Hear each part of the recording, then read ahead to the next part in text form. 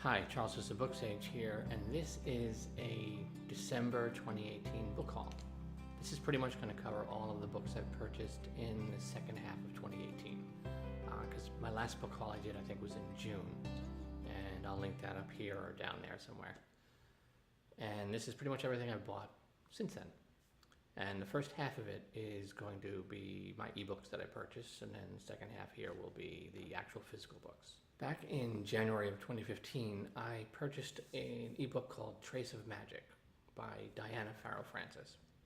And this was the first book in her Diamond City Magic series. And I haven't read it yet, typical. But earlier this year in July, I decided it was time to get the rest of the series.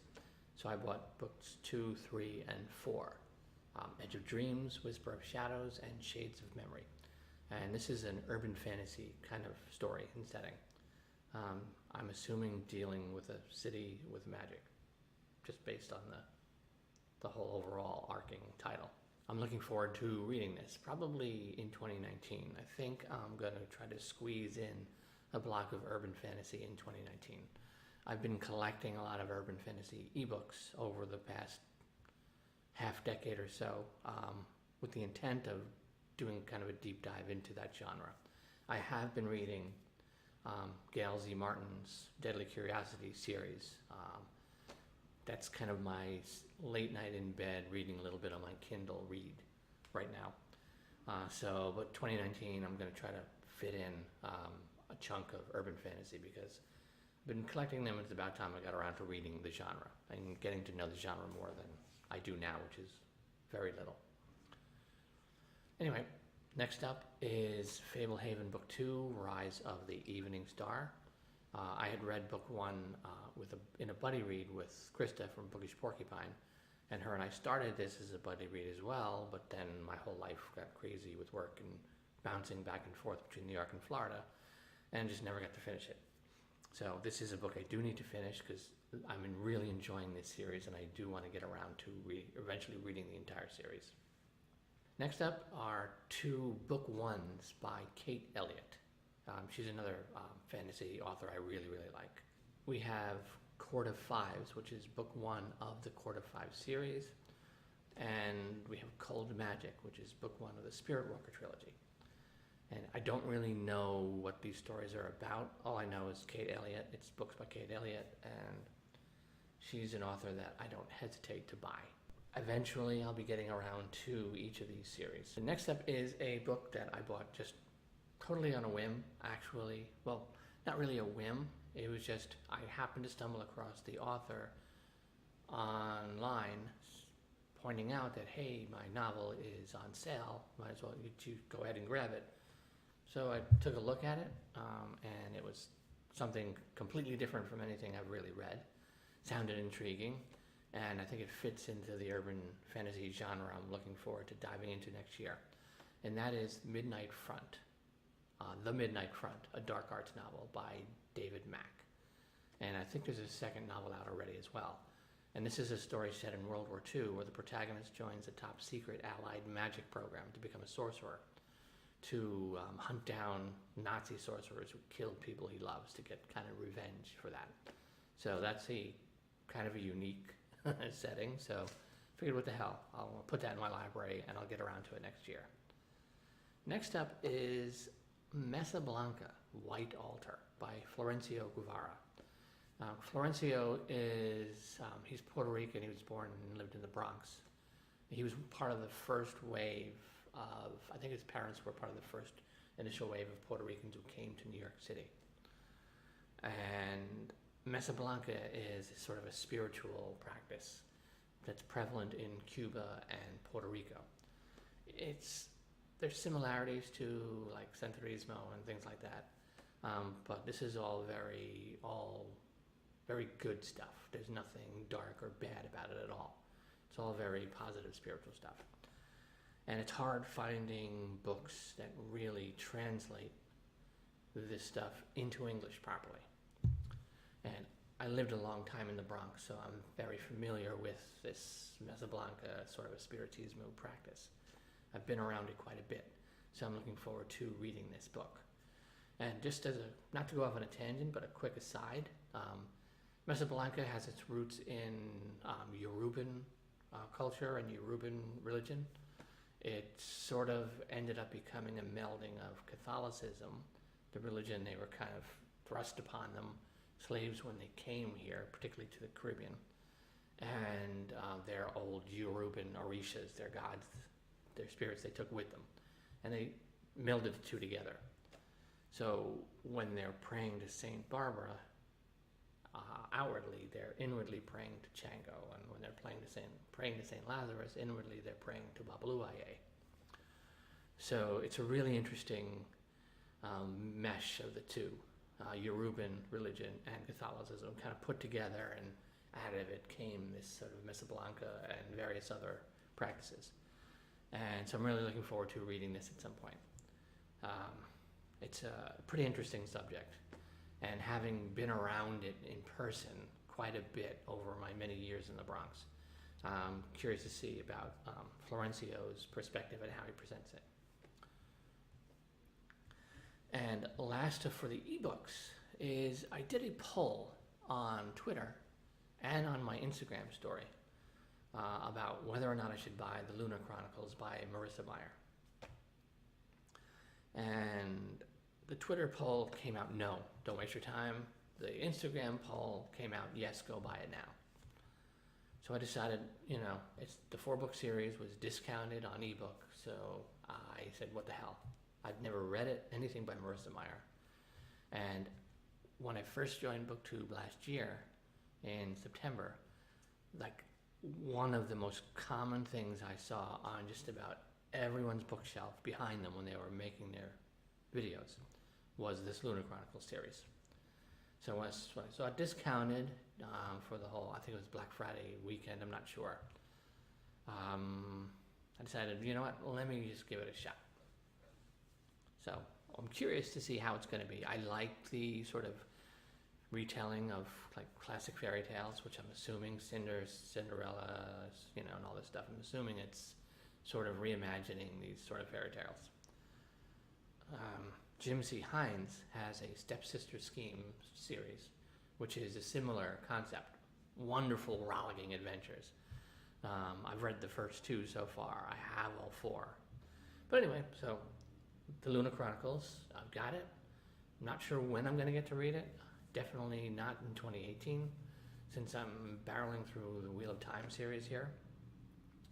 But definitely probably a 2019 read. Okay, now on to the physical books. Since all my actual books are still in storage in New York, including my bookcases, my physical book buying since I've been down here this last couple of months has been very limited. Right now I only have space on a shelf in my closet. So first up is a book that I had on pre-order for quite a long time. And I think it closes out a whole series of books edited by Christopher Tolkien about his father's work, J.R.R. Tolkien. And this is The Fall of Gondolin. And this is like, The Fall of Gondolin is one of Tolkien's like big 3 events. And they released pretty much these stories as their own books over the past few years. And we'll really see. I'm curious to see how it's presented, because I've read various versions of it before, and it's got a lot of cool artwork and stuff in here too. It's a really nice edition. Alan Lee illustrations. He's one of the preeminent illustrators of Middle-earth related material. Glorfindel and the Balrog, which is really, really cool. But anyway, I miss all my other Tolkien books, so I've got at least this one right now. Next up is the first books I went out and bought as sort of my own housewarming gift to myself. And that is the Binti Trilogy. I own it on ebook, but Nnedi Okorafor is an author that I'm collecting hardcover of all her books as I can get them. So this Binti, and these are short novellas. Binti Home, and Binti the Night Masquerade. And these are just stunning, stunning covers. Such a really great illustrations for this hardcover edition. If you haven't read anything by Nnedi Okorafor, I highly recommend it. Who Fears Death? It was my second favorite read of last year, even though it's been published for a while now. I got around to reading it finally last year. HBO is making it into a series. It is quite a story, an absolute tour de force. A pretty heavy book, but just absolutely wonderful and magical and beautiful. And I highly recommend her. And this one, that one is, that's set in a post-apocalyptic Africa in the future. And this one is more of a sci-fi setting where I think they go out into space and stuff. But just really, really pleased to find these still in the bookstore so I can get them in hardcover. And my most recent purchase is one of my absolute all-time favorite series, one of my all-time favorite stories from one of my all-time favorite writers. And this is the Books of Earthsea, the complete illustrated edition. This is all the novels of what originally was an Earthsea Trilogy and then became an Earthsea Chronicles, I guess, plus all the short stories that are set in that world. And it's just a wonderful, wonderful looking edition. I think there are some illustrations throughout. I'm not sure where they are in here, but they're here somewhere.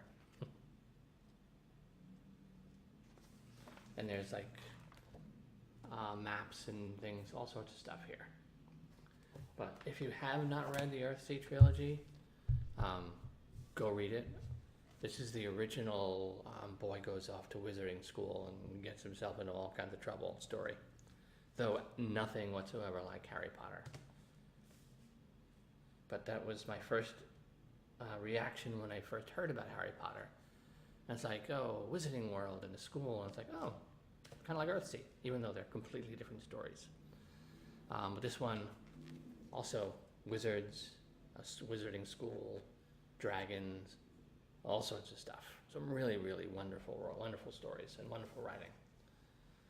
And not what you would expect out of a main character, a main protagonist. Because the first three books take you through three important stages of the main character's life. Him as a boy becoming a wizard, him sort of at the height of his powers, or before he's at the height of his powers, and then at the tail end when he's at the end of his sort of reign as Archmage and everything. So it's interesting to see three very different parts of a character's life. You don't often get that in the series. But just so much to read in here. I can't wait to eventually work my way back through all of this writing. And I know there's at least a couple of stories in here that I have never read. So really looking forward to it. And that is my 2018, second half of 2018 book haul. Let me know down below in the comments if you've read any of these or are interested in reading any of these. I want to know, no spoilers of course, but I'm just curious as to if you've read any of these books, at least what you thought of them. Yay or nay, thumbs up, thumbs down, or whatever. And I am going to wrap it up here. I'm going to now go play this video back and edit it and hope it actually came out okay, because this is still working out filming here. Anyway, I am Charles, SirBookSage. Happy reading.